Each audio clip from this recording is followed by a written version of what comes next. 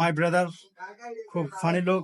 ও শোনো, জিনানটা পারলে বেসায় দাও, বেসায় দাও। ওনার একটা জিনার বাইক আছে, যদিও আপনারা যদি চাচ্ছেন কিনতে।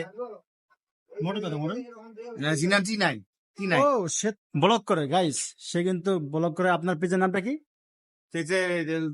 Photographer copper, photographer copper. এটা তো ফটোগ্রাফি নামে হ্যাঁ। চিনতে পারবে। আর বেসিক্যালি ভাই কিন্তু আগে জিনান বাইক ছিল অনেক বড় আর কি, লাল কালারের, এখনো আছে, কিন্তু এখন সে নিচে এডিবি বাইকটা আমাদের দেখাচ্ছি, আসেন। চলো। তার বাইকটা কিন্তু খুব সুন্দর একটা বাইক, যদিও বাংলাদেশে কয়েক পিস, ঠিক আছে, একদম এই এডিবি এই বাইকটা সে কিন্তু বাইরে থেকে লঞ্চ করে নিয়ে আসলো। স্বপ্নের বাইক তো পাই গেছেন, কারণ তো আর জিনান দরকার নাই। তো ব্রাদার, তাহলে এখন সার্ভিস কেমন আছেন? সার্ভিস আর মূলত আওয়াজটা মন মতো হয়েছে। মাশাল্লাহ মাশাল্লাহ, আওয়াজ বাইক কিন্তু একদম কমফোর্ট একটা বাইক, আপনার বুঝতে হবে। যদিও আমরা কাজ করি, কিন্তু ওই বাইকটার ভিতরে স্কুটি যত বাইক আছে সব থেকে বেস্ট একটা স্কুটি আমি মনে করি এডিবি।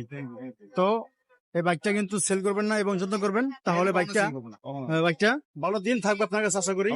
বেসিক্যালি বাপ্পি মোটরসকে আপনারা লাইক কমেন্ট শেয়ার করে দেবেন। আর ভালো থেকো। বড় ভাই একজন সহ্য করবে আমার এলাকার লোক, আর ভাই কিন্তু খুব শৌখিন একজন লোক, যার জন্য তাকে খুব ভালোবাসে।